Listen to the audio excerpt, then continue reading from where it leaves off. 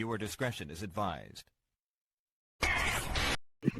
What up, Heel Faction? Welcome back to Heel Shit. Why do we call it that? Because bad guys do heel shit. I'm Dark Chords, that's Draven Grimes, that's Thump Dupree. This is HSP Live. We got some interesting things tonight. We got the state of Oklahoma warning against Nyla Rose. We've got Cody Rhodes clip that sparked conversation between me and Draven. Maybe a couple of that's heel shit segments. We'll get into it right after this.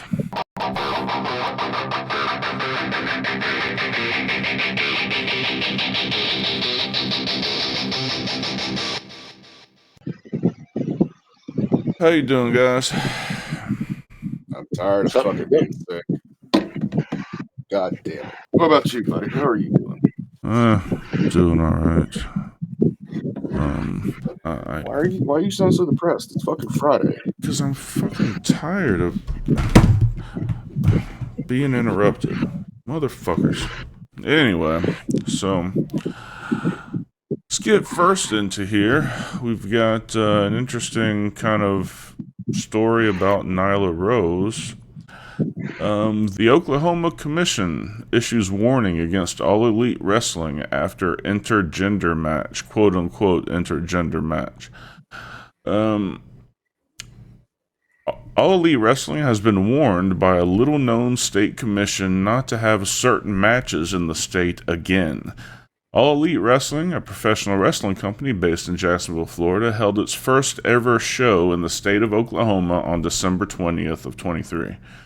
During that show, a famous transgender wrestler, Nyla Rose, had a match against cisgender wrestler Alejandra Leon. Rose defeated Leon. Commissioners believe that it was against the rules created by the Oklahoma State Athletic Commission, which oversees wrestling, boxing, and kickboxing in the state. There's a ban on intergender matches in Oklahoma, according to the commission's rules. Quote, the commission will not approve sanctioning permits between human participants and non-humans or between males and females. A male participant is a person of heterogamic sex born with XY chromosomes, a female with XX chromosomes. The commission's January 3rd meeting, the Nyla Rose match was brought up for discussion. According to the minutes from the meeting, the administrator of the commission said they had no idea about the match until they were notified by a local wrestling organization. The local wrestling organization reached out to the commission because they had previously held an intergender match. The organization later acknowledged what happened and told the commission they would refrain from doing it again in the future. So this jealous little organization who got popped for it once tattletaled. Let's see. The wrestling applications don't ask if someone has gender reassignment surgery. He explained that the commission applications do ask that question. The boxing, kickboxing, and MMA applications do ask that question.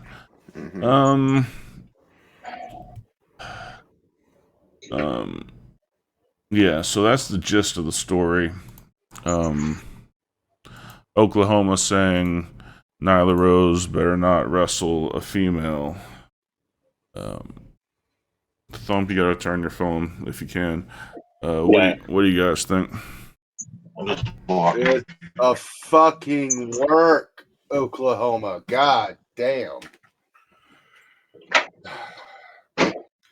Maybe that's the whole reason it's not in the fucking wrestling paperwork, but the MMA paperwork. It's a fucking work.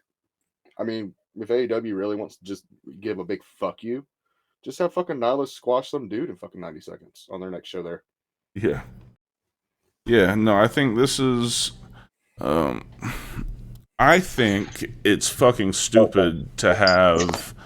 I think it's stupid to have the wrestling... to have the athletic commission dealing with wrestling. Walmart just delivered my groceries.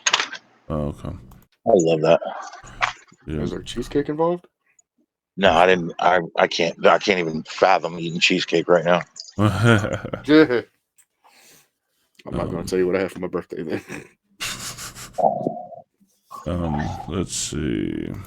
Well, what's your fucking opinion on the situation before we move on?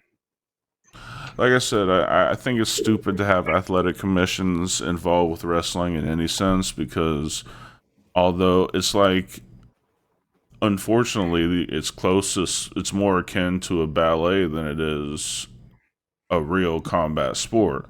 Mm-hmm. And they probably aren't involved in that kind of shit. It's like, why? It's a complete shoot or complete work from these people. I don't know why they have to be involved with it at all anyway. Want to know my take? Please. Sure. Okay, so here's what's up. There is room for strictly pro wrestling commissions. In fact, I wish Florida had one, because it takes care of a lot of the untrained guys doing drugs and getting fucked up and going out, and it basically keeps the promoters honest, keeps the workers honest.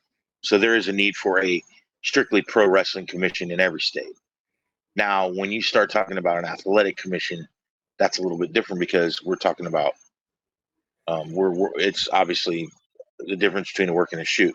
Mm-hmm. But regardless of any of that, how in the fuck in this day and age can an athletic commission dictate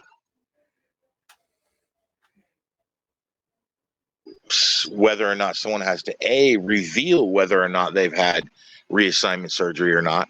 Mm-hmm. Because, to be honest, what's the difference? She's, Nia is still what, or what's Nyla? Yeah, she's still what, 250-pound chick. Yes. So that doesn't matter.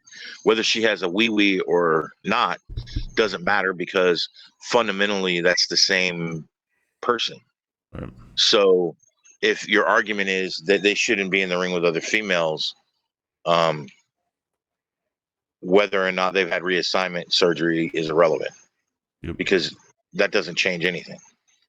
But they shouldn't even be able to ask the question. I think that's ludicrous, especially, I've got my own personal views about how we view transgender people, but the fact is that we do. We do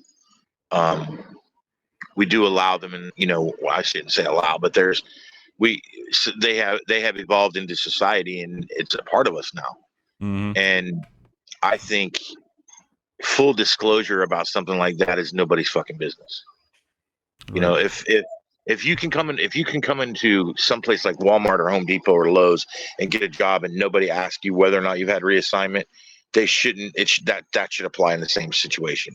Yeah. Because here's the thing: if they are saying they're transgender, that speaks volumes. Now, if we're talking about a track and field sport or a football, women's football versus men's football, anything like that, then maybe it needs to be looked at because of the fairness of the competition.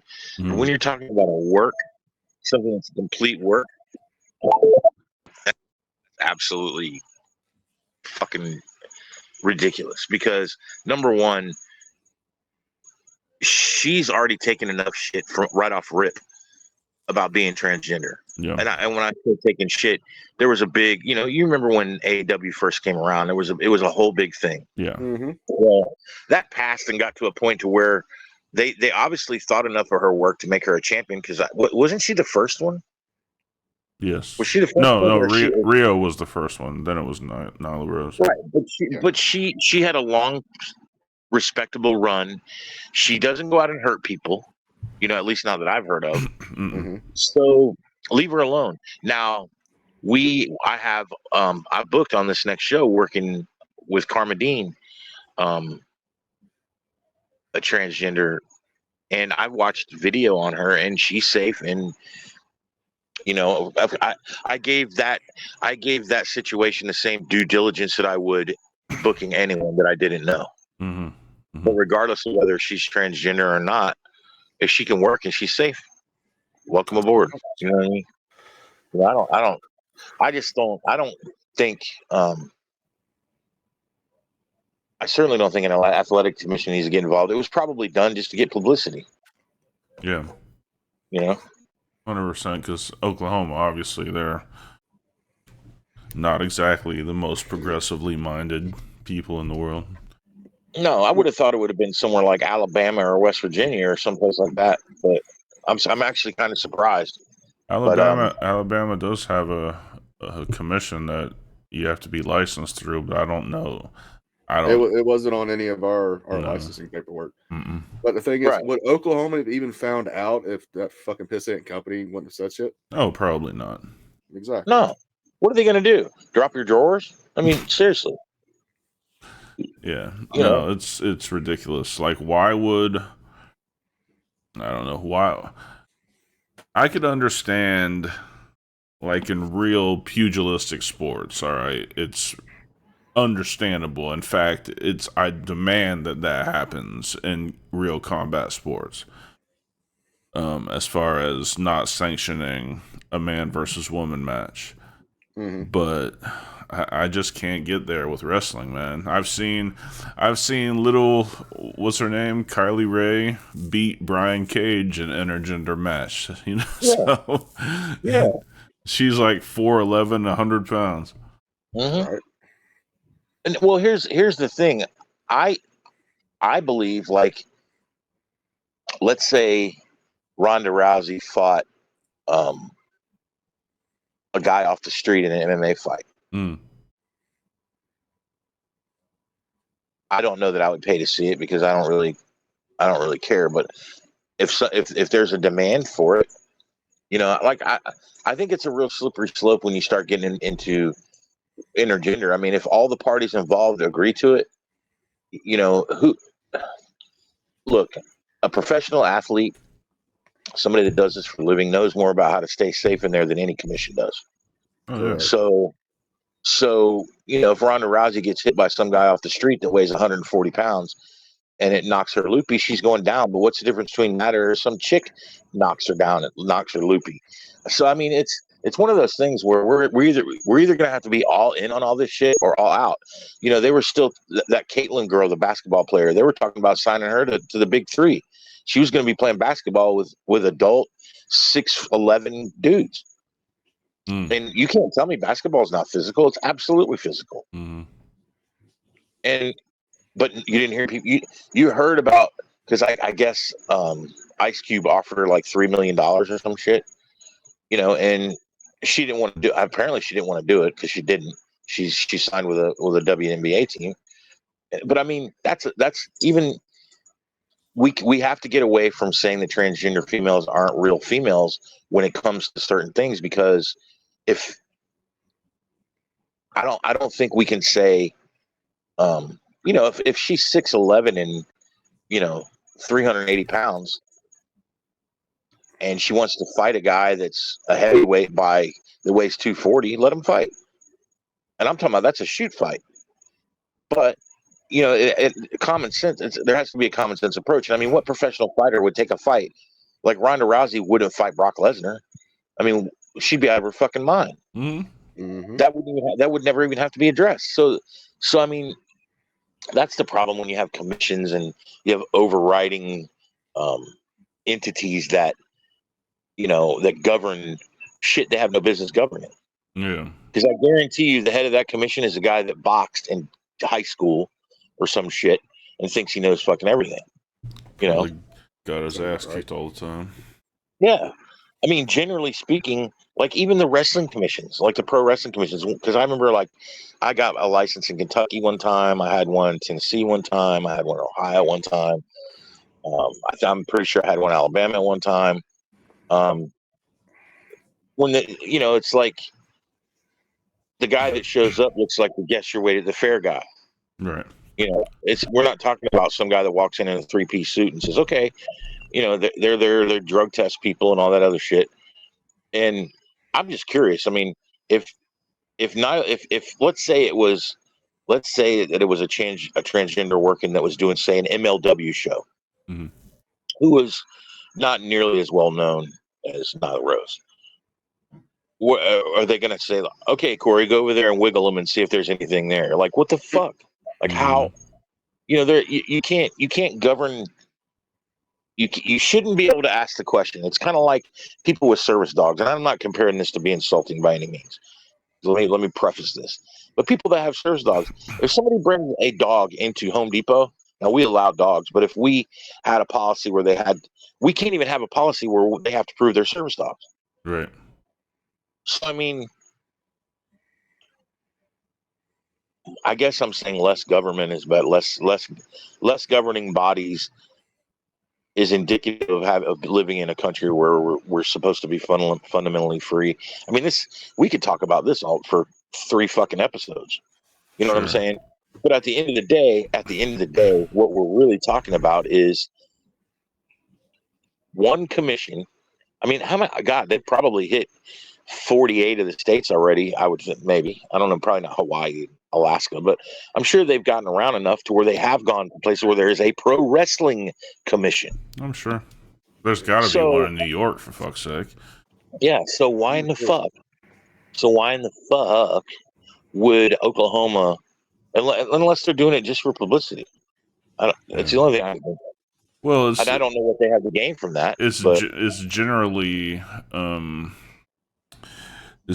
a situation where they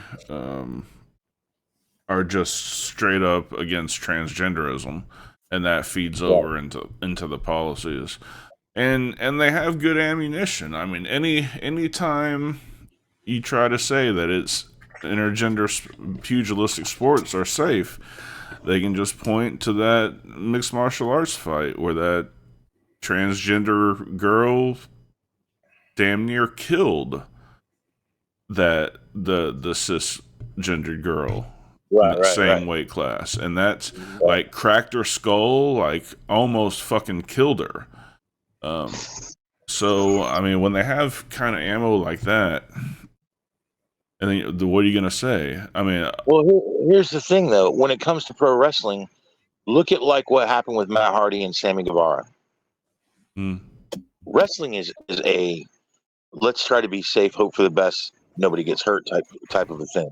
Yep. Mm-hmm. And I can understand if Nyla Rose had broken some chick's neck or even concussed somebody, and it was because, you know, it wouldn't be because Nyla is, and I'm not sure if she's fully transitioned or not. I don't care, but regardless, that wouldn't be her being transitioned or not would not be the reason why she would hurt somebody. She would hurt somebody because she's 250 pounds, just like Nia Jax. Nia Jax is almost 300 pounds, or if she's not. Yeah, and has hurt people. So what's the fucking difference? You know, I mean, what's the real? And you can't tell me that Nia Jax doesn't have the strength of an average man. Oh, she has the strength of a man her size. Right. That's what I'm saying. So I mean, I don't know. I don't know why. Yeah. I wouldn't be at all afraid of Nyla Rose hurting her competitor. I would worry about her competitor hurting her, like trying to do a lifting move or something. That would be more dangerous than anything Nyla could do to him. Because I haven't seen anything that she does that looks unsafe. Mm-mm. You know. Nope. And I think a lot of this too probably came because AEW kind of started around the time when Nia Jax had her first run with WWE, and she was hurting people left and right. Yep. So maybe, and you know, like Awesome Kong never hurt anybody. No, not really. I mean, not anymore. I mean, look, man, Dark, you and I could have 50 matches, and one of us is going to get hurt. Yeah. Me and Draven can have 50 matches, and one of us is going to get hurt. When you work a pro, which this is going to carry over into the next conversation we're going to have, but when you work a pro schedule and you're doing 3-5 days a week, and you're doing 15-minute matches, or you show up to do a TV taping where you do 3 matches in one day, the numbers catches up with you. Sooner or later, you're going to get hurt. I mean, look for example, like you got hurt and you were working twice a month. It happens. You know, shit happens. It's, you know, nobody comes away from a sports entertainment situation unscathed. Nor does anyone like a pugilistic sport. Nobody's comes away unscathed. It's just the nature of the business. Nobody comes away from playing basketball unscathed. Nobody comes away from tennis unscathed. Look at Tiger Woods. He plays fucking golf, and he can barely play a whole tournament anymore. Right. You know, it all catches up to you. That's why when we start worrying about protecting, when we leave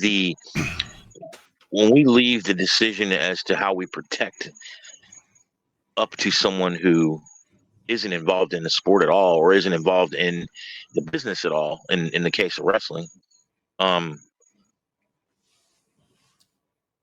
in and of itself is just futile, because it's going to happen. It's going to happen anyway. And whether or not they have one hanging or not doesn't really fucking matter. You know?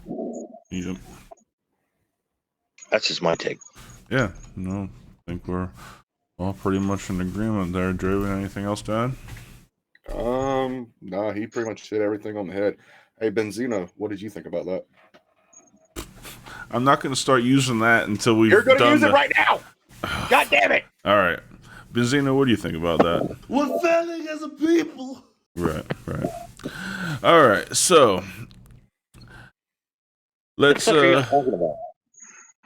We're going to play it real quick. we'll play it in a minute, but first let's take a look at our new t-shirt giveaway contest. We'll be right back. Full ad run of our newest shirt, the Fuck Logan Paul t-shirt. Fuck Logan Paul. Hashtag Fuck Logan Paul. See here, we got the Hulkamania font with the blurred background.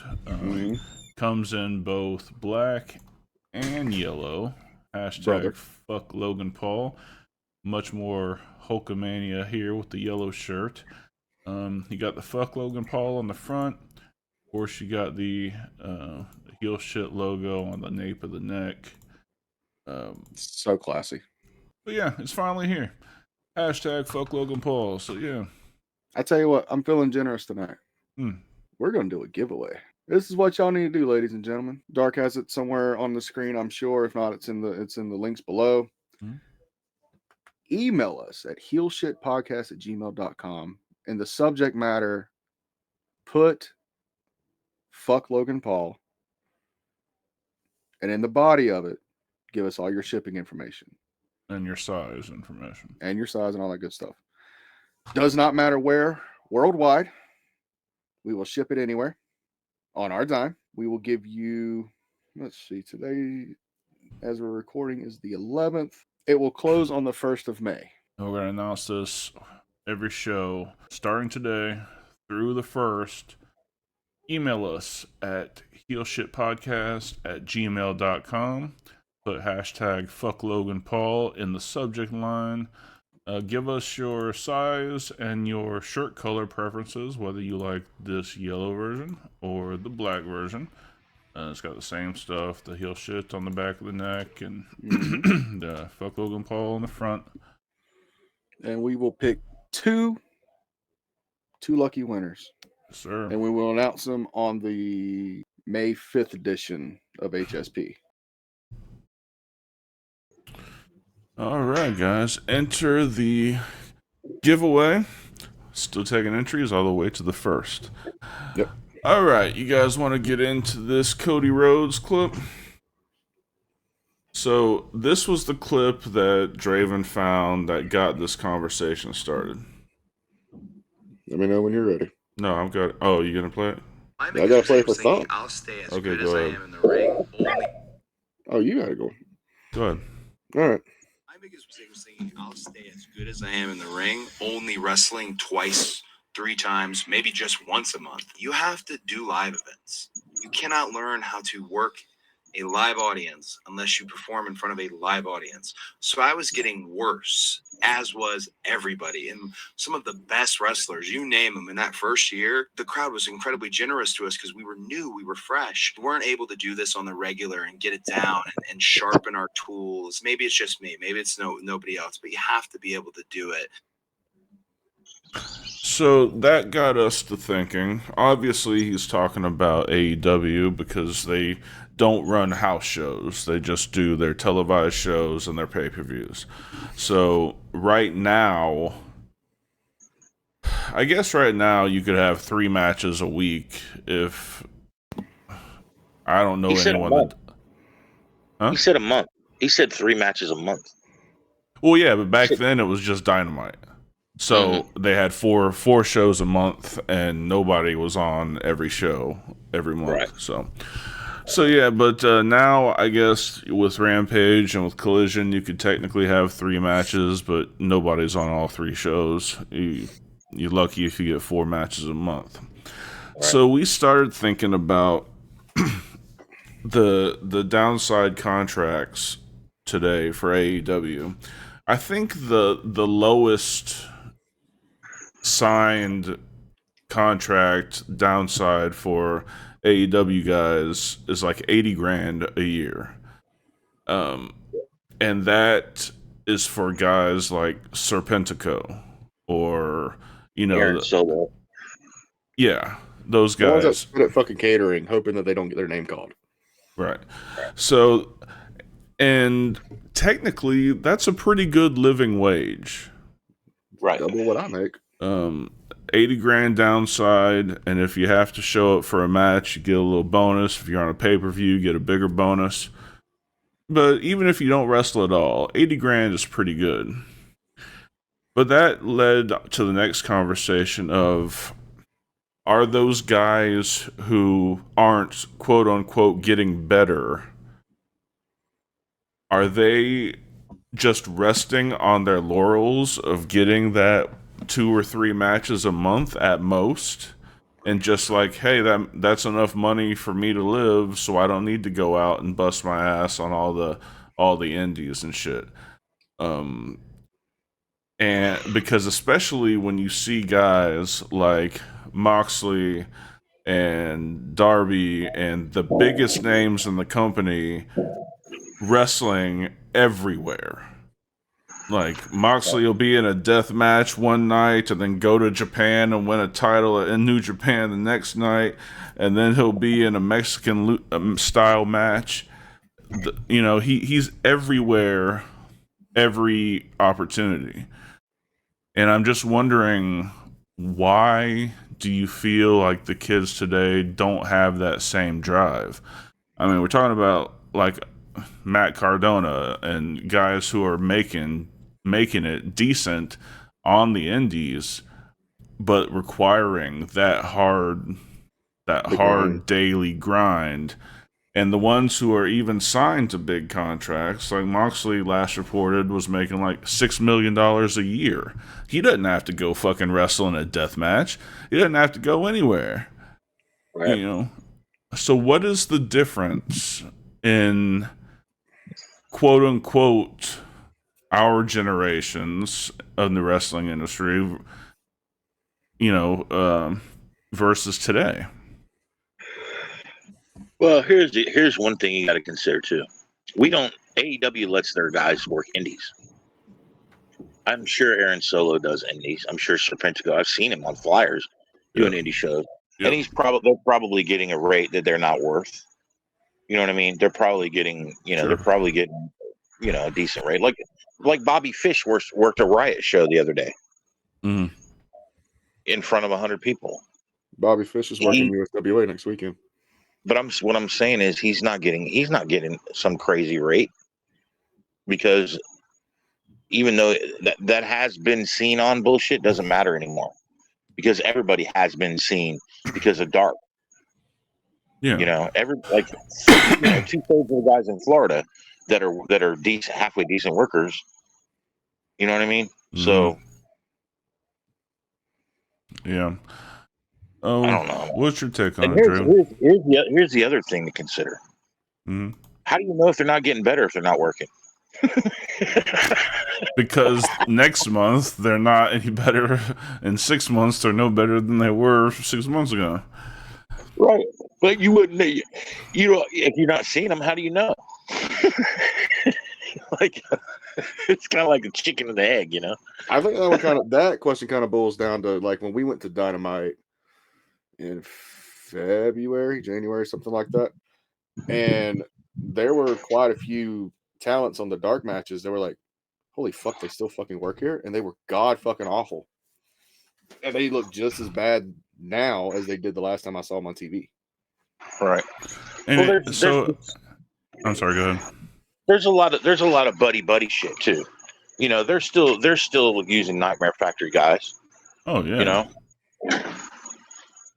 and so I mean, not that there's anything wrong with Nightmare Factory because there isn't, but no, QT's a great trainer. I mean, he's not good on air by any means, but he's a great trainer. And he's a decent worker. He just doesn't there's have nothing to charisma. him. Yeah, there's nothing to him. So I mean, it's you know, it's but there's a lot of respect given to Cody. Yeah. You know, to let those guys, because they could have got rid of all of them when Cody left. Mm-hmm. And nobody could say a word, you know, but they didn't. So you know, Tony Khan keeps a heavy roster. I don't know why he does, but he does keep a pretty talent heavy roster for somebody that doesn't do house shows. So because he doesn't want somebody else to play with his toys. But I mean, to me that's good. You know, more workers are getting money to do what they like to do.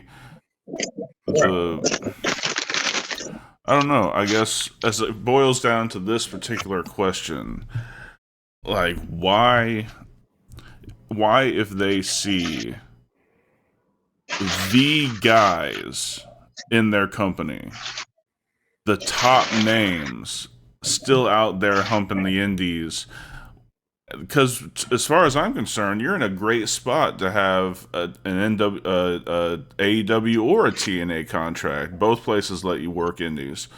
Because you have, I mean, as far as TNA goes, you show up and do a month's worth of TV tapings at one time, and then you could work indies for the other 3 weeks of the year, or 3 weeks of the month. It just seems like that freedom isn't being taken advantage of enough. Well, it's hard for us to say because we can't see the flyer for every indie show. You know what I mean? Yeah, sure. Like we don't. It's hard to say. You know, we don't know. We don't know really truly how much these guys are working. I guess so. Yeah. So it's kind of like one of those things where things aren't always as they seem. Now, I would say that there's probably like private parties. You never see them. Never. Well, dude was hurt until like a month ago. Yeah, but the other guy wasn't. Yeah. He wasn't even out doing jobs. Right. You know. I mean, shit, you've been out hurt, and I've still been fucking working in Alabama, so there's no reason for him not to. Well, the other thing. Out working. Like, yeah. Look at the Hardys. You don't even hardly see them at all. Well, they're not. Sure they're not with AEW anymore. Their deal expired at the first of the year. Oh, yeah. I didn't know. Yeah. I don't keep track of that shit. Yeah, they're. I'm sure they'll wind up back in WWE for something. There'll be a lot of Joe with anything at this point. I think they've had enough of Jeff, man. It'll probably just be a Legends deal just to make some merch money. Yeah, maybe so. But I think they've had enough of trying to figure out if he's going to be high or not. Yeah. True. So, do you have any more thoughts on this? What you see in the work ethic or anything else with the kids today? Well, Thump brought up the good point about we don't see every flyer of every indie show in America or Mexico or Canada or anywhere. I mean, again, we were just going based off what we see, and 80% of my newsfeed is fucking independent flyers from as far south as Puerto Rico all the way up to the Carolinas. So we were just going based off that. I still think it's a generational thing where I don't want to loop me into Thump's generation because I know I'm after that generation, but still the generation that I'm in still were taught the proper etiquette of going out there and grinding, where this generation is, oh, find yourself a fed and just get yourself comfortable. And a lot of the mentalities like that these days. Mm-hmm. Well, the proof is in the pudding, guys, because there are 3 or 4 times as many opportunities, maybe 10 times many opportunities to make a living in the wrestling business as there was in my day. Sure. Mm-hmm. You know, like you had to be top tier to get booked out of country, period. Like to go to Puerto Rico or to go to England or to go to Canada or go to Mexico. Mm-hmm. You had to be in the top 1 or 2%. I mean, there were so few guys. And then we had all we had was Ring of Honor, MLW, which was basically an indie show back then. Then you had either TNA, WCW folded while I was training. Mm-hmm. You know what I'm saying? So then WWE, and there was no NXT. So you had about maybe a third of the people making a living that there are now. Mm-hmm. So the proof's in the pudding. Yep. Because all these indie guys that are either you take someone like August Artois, okay, and I know I bring him up a lot, Mm-hmm. but August Artois, he is a promotion machine. He promotes himself, and well, his ring work backs it up. But he gets himself. He's going on his second tour of Europe this year. And he's not making X as seen on TV money, but. And if he wasn't 35 years old, he probably would get signed. As a matter of fact, he may anyway. Mm. He may very well get signed anyway, even if it's for a short time. But they have that grinding attitude, you know, that the grind. Mm-hmm. And these young kids are, well, there's so many opportunities. It's bound to happen for me one day. That's the mentality. And that doesn't get you anywhere. Plus, a lot of it is luck, man. I've said this before on Talking Shit. A lot of getting signed isn't really even about your ability or, you know, I mean, it is to a degree, but a lot of it is who you know, who has seen you in the right situation. You know, like all the planets had to align for me to get my opportunity. Mm-hmm. You know, it wasn't something that, you know, if I'd have called off 2 shows, it would have never happened to me. Mm-hmm. You know, I never would have gotten the opportunities I got. And what the cool part is one opportunity will lead you to another, to another, to another, to another. But you have to take advantage of them. And you also have to be, here's another thing that the young kids don't do. And this is on the indie level, obviously. Nobody gets in their car with 4 guys and goes, all right, guys, we're going to go to Georgia, South Carolina, and North Carolina. We're going to leave Friday and get back early Monday morning. And we're going to walk in, shake hands, and try to get on as many shows as we can. And if we work for $25 or $50, that you literally have to do that. You literally have to do that because any promotions in Florida are not unique to everyone else. You know, people don't do it, you know, and everybody's got, I don't want to say their excuses, but they are, but reasons. I got a family, I got to work, you know, blah, blah, blah, blah. Okay, well, if you're not able to, if you don't put yourself in a position to where you can do the things you need to do to get where you need to go, why the fuck bother? Unless you're cool with the fact that you're going to be a weekend warrior. Mm-hmm. And there's nothing wrong with weekend warriors. There's a hell of a lot of really good weekend warriors that draw money on indie. Mm-hmm. It's just, this is another conversation we could have countless times. But it's not easy, man. You know, it's fame. Nobody gets famous easy except YouTubers and fucking people that can sing. People that have, you know, talent when they're 11 years old to the time they're 50. You know what I mean? Or musicians or something like that. Mm. But in wrestling, it's not even really about ability 100%. It's about promotion.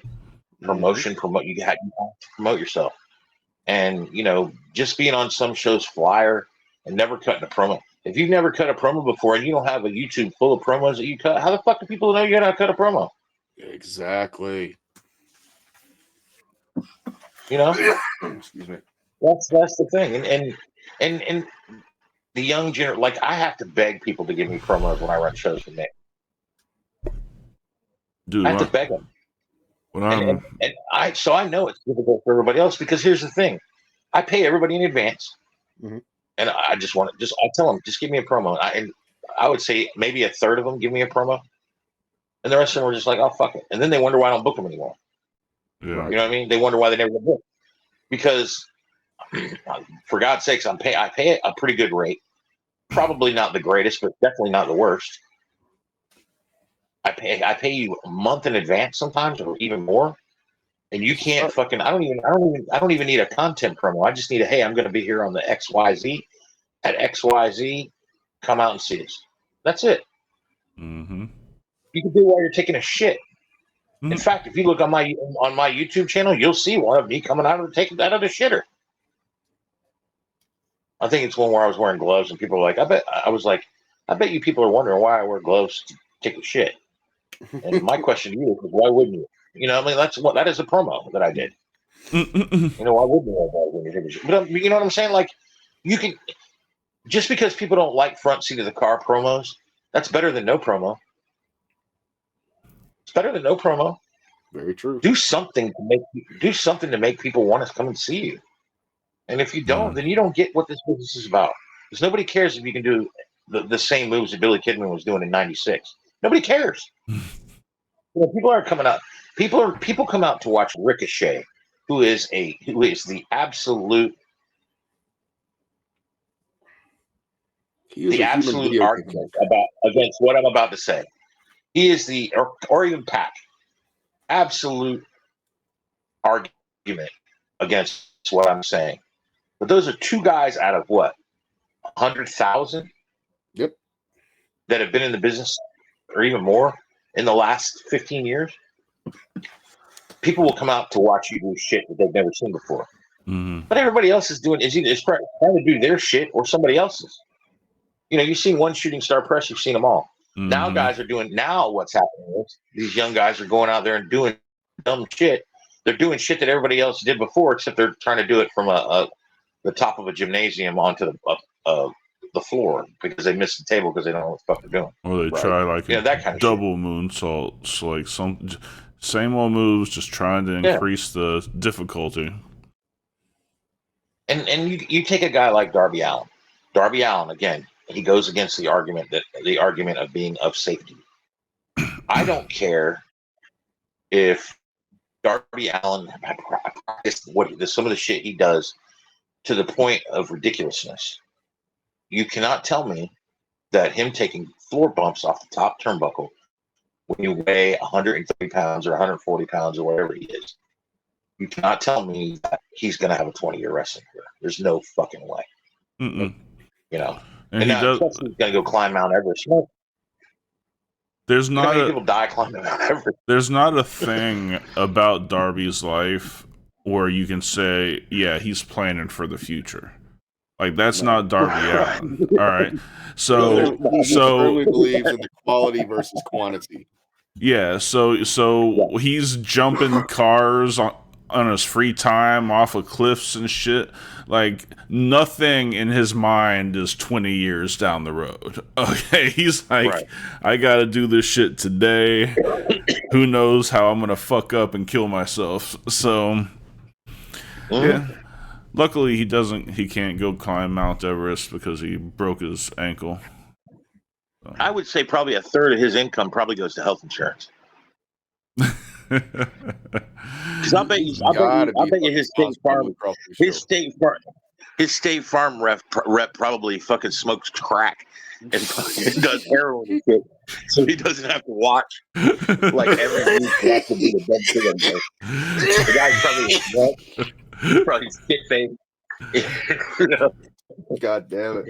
He's like, oh shit, he's on tonight. Fuck, time to go buy a bottle of Crown. You know. Fuck. Shit. Yeah, man. No, he's one of a kind. That's for sure. Yeah.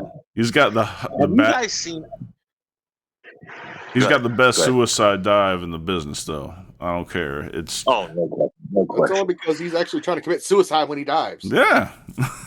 Goddamn. You know who else has an incredible suicide dive, and I've only seen it twice. Braun Breaker, and it's because you guys see how fast he runs the ropes? Oh my god! Yeah. When he does a suicide dive, he does it on that dead sprint, and I mean he shoots out 20 feet. You know, I would hate to be some fucking jabroni that has to catch his big old ass Yes, when he comes at you like a fucking lawn dart. that I can tell you right motherfucker. now, if I see that coming, I'm gonna fucking pull a Samoa Joe and just step to the side. Fuck that shit. Yeah. Yeah, I want to know what floor could hurt him anyway. He's a fucking monster. You know, here's something that I saw today that I thought I would bring up, and I didn't mention it before because I forgot. I've been seeing these memes and like shit on TikTok and even on Facebook of where people are predicting what SummerSlam is going to be. You know, the matches. And I saw there was one where it was going to be Cody Rhodes against CM Punk for the Universal. My question is this. As popular as CM Punk is, do you think that him and Cody would draw the same amount of money as the Bloodline feud did? Nope. Me either. And I don't Punk think it's death. even going to be close. Well, the thing is, Punk is still a babyface right now. Cody's a babyface. Cody is actually a more popular babyface, I'm sure, ultimately, when it comes right down to it, to the gate. Yep. So how do you if you turn CM Punk heel, right? There's not enough time for him to get that fucking bloodline hatred. Not So for SummerSlam. No, hell no. I don't think it would even be for Mania. I don't even think CM if they waited and did it at Mania that it would be the same. You know, CM Punk. That's why they've got 2 world titles. CM Punk and Cody don't need to cross paths. Right. I agree with that. Yeah. Because they don't have enough time to build him as a heel. And the problem with CM Punk is as soon as they do build him as a heel, he goes too far and pisses off the office, and then he's gone. You know. So I'm don't sure know. he's on a very, very short leash. Right. And there was the other one I saw was Priest and Drew McIntyre. That's heel basically. Now I think I'm seeing the writing on the wall a little bit where they may try to turn Priest face. Mm-hmm. But then the Judgment Day is pretty much useless. I've also seen shit, and I'm talking about when I see these memes, I read the comments, so people theorize, and we're talking about the IWC, so take it with a grain of salt. Of course, Drew McIntyre is better as a heel. Period. Oh God, yes, yes. But it's not even close. we haven't really seen Damian Priest as a babyface except when they broke him into the main roster. And that was so people could get behind the whole fucking, you know. Bad Bunny thing. But I don't think he even got traction until they put him in. They created that faction. I still don't think he's a believable heel, even after all this time. He's just not a heel to me. No. Finn Balor either to me. Balor. I can believe Balor because I've seen him work heel in like New Japan and stuff, so I could see him if they let him cut loose. But there's no way, Damian. And I watched him when he was Punishment Martinez in Ring of Honor, fucking working heel, and it wasn't believable then. Right. I think he's a natural. I think he's a natural babyface. Like he could kill as a babyface. The thing is, they just don't. They've definitely missed the boat on booking him. I think him as a champion is going to be a one and done. You know, it's going to be he's going to lose. They're going to figure it out quick when they start doing house shows and they're main eventing him and they're not drawing shit. They're going to figure it out quick, and he'll probably lose the belt either before or at SummerSlam. Yeah. The problem is they have not really been building too many people like Gunther. They killed Gunther when they put Sami Zayn over. You know, because I think he'll take. Now you're not even seeing him. Yeah, I think he'll take a couple of months off also and come back and be in the main event scene. I think that's what's going to happen with Gunther. Well, they should because he belongs there. And here's the big thing. How long do you guys think Roman's going to be out? Still probably Survivor Series. Yeah. Yeah. I think that they're going to figure out that. I mean, I don't care what anybody thinks about Roman Reigns, about his work or anything else. I think he's improved drastically Oh, hell in the yeah. last 3 years. Oh, God, Absolutely. And the thing is, man, he can get away with doing punch, kick, spear, Superman punch matches all he wants. And I don't even care if he works every fucking show. I don't care if he works every month. Mm. That formula, as far as making money, that formula they did with him, where he only had 31 defenses in 1,300 days or whatever it was, worked. Mm-hmm. Mm. Now the IWC is bitching because that's not right. Oh, fuck you. It's about this business about making money. It's not about pleasing you motherfuckers. Right. And you know what? It's the same marks that I was bitching about when Brock Lesnar did the same shit. And here's the other thing too. The internet wrestling community will get behind. They're going to stay behind Cody Rhodes until Cody Rhodes gets hurt, and he's gone for 3 or 4 months, and he'll come back, and there's not going to be a place for him. Roman Reigns could take from now until fucking 2026 off. He's going to come back, and there'll be a place for him. Yep. And see, I look at that because I'm a booker. I look at things like that from a booking standpoint. Right. Can we really afford to not have him on the show? In the case of Roman Reigns, and I think Roman Reigns only right now, the answer is no. They can't afford to keep him away, and they really need to start building up somebody else. It's not going to be Seth. Seth is an undersized heavyweight. He really belongs either with the secondary title like he had or on the mid card, because I mean, yeah, he can do main events, but he really should be putting your main event heels over because he's small. He's just not big enough. Now I'm surprised that WWE hasn't signed Jeff Cobb. Jeff, you guys know who Jeff Cobb is? Oh, of course. He's in New Japan, big fucking monster guy. Or even Danny Moth, like some of these big motherfuckers. And there's still a goddamn probably 20 big Samoan motherfuckers that are out there that are probably Anawise in one way, shape, or form that they should be looking at. Well, because this whole Samoan thing has drawn money. It's really worked. Yeah, well, they just signed Jacob Fatu, so the entire basically the whole Fatu family is in there except for Zilla. Well, Lance Anawai they just signed too. He's going to be in NXT. Yep. And he's like a cruiserweight. Well, he's not really, but he works like a cruiserweight. They could really, what they could have a SmackDown faction of the Bloodline, a Raw faction of the Bloodline, and an NXT faction of the Bloodline. And I'm not saying that that's not possible. They're not even thinking about it because they figured out what draws money. When was the last time there was a sellout NXT takeover? Oh, Jesus. I'll wait. What, 2018? Maybe? Yep. Adam Cole, those days. Now, they're drawing AEW crowds. If they're lucky. Yeah. Well, the TV product. See, here's the thing about NXT. NXT, the TV product, because it did so well before, it's just not okay that it's not now. You know what I mean? Mm-hmm. Like they know that they can do well with it. I don't even know if they care if the TV product does well, because there was a time when NXT was doing better than AEW. Not on TV. It never was. It was pretty damn close. Back when Bobby Fish and Kyle O'Reilly and all them were there, and they were doing the fucking, I forgot what it was called, whatever. Mm-hmm. The Undisputed Era. Yeah, the undisputed, whatever. Mm-hmm. And and Keith Lee and some of those other guys were there. They were getting pretty close, and they're nowhere near it now. I mean, they don't even get half the viewership on TV or their house shows. I heard somebody tell me that in Winter Haven, they had Braun Breaker and Baron Corbin in the main event at a house show in Winter Haven. Drew 70 people.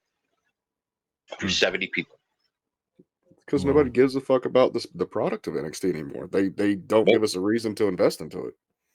Nope. Because we're seeing all these fucking great athletes that can't work. And it's very chick heavy. Yeah. It's very female worker heavy. And I'm not saying anything against female workers by no means, because I truly believe there's a place for them. Yeah. But when you have an eight match card show and 4 of them are females, it doesn't work. They still need to be featured. It needs to be a feature. Now the big guns can do it, because we're talking about two totally different caliber of worker.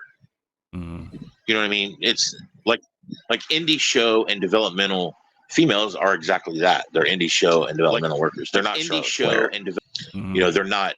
I mean, what they are is Jade Cargill that isn't 6 foot tall is what they are. Right. You know, and people, yeah, they oh yeah, she's hot. Well, you can go to a titty bar and see that. You know, I mean, and there's a certain amount of creepers that will follow a lot of these girls. You know, they'll follow them around and want to take pictures with them at shows and shit like that. But you certainly aren't going to fill, you know, you're not going to fill a fucking 600 seat gymnasium with creepers in, you know, Polk County. Yeah. Just the way it is. Yeah. No, you're right.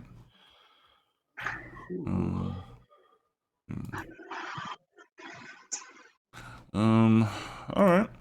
Well, let's wash that down with some Casto Vodka, and we'll come back with our That's Heel Shit segment. Vodka evolved. Castell. Indulge in the Red Revolution. No, I'm holding it.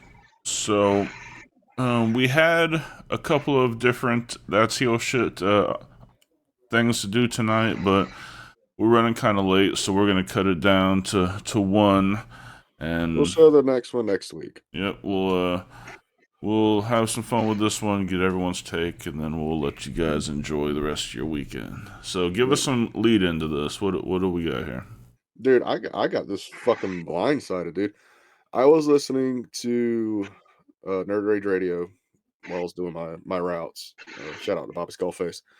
And they were just talking about random fucking music and went into a political fucking discussion.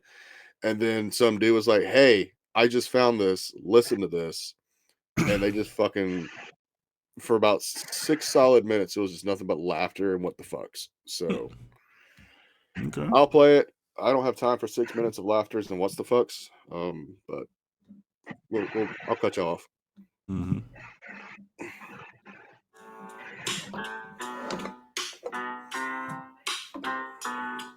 Hey, Utah District 12, listen up right here. There's a new name on the ballot for the Senate this year. My name is Linda Paulson, Republican and awesome. Love God and family and the Constitution.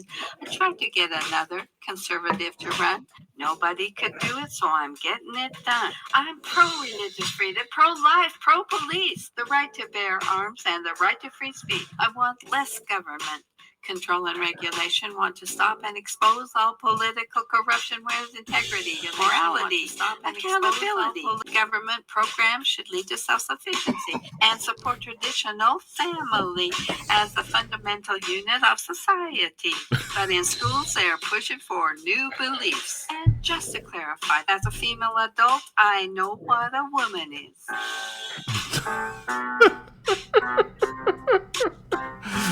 I love this country. It's a blessing. Oh shit, there's more. Freedom comes with responsibility. The Constitution needs to be protected, not changed or disregarded, but resurrected. If you share my values, if you like what I stand for, then give me your vote on the 8th of November. District 12 needs a choice. Let me be your voice, Linda Paulson. Linda Paulson for Senate.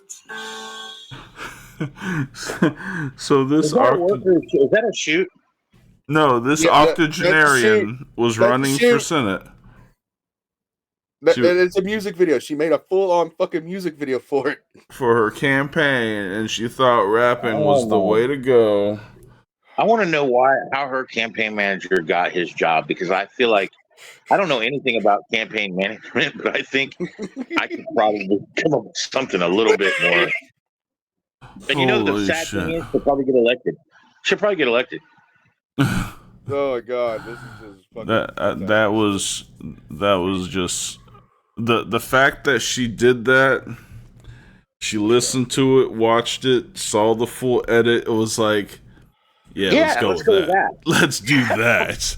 That's heel shit, baby. In fact, I've had to watch that back. I wonder how many people sat around that round table and was like, "Fuck yeah, let's go with that."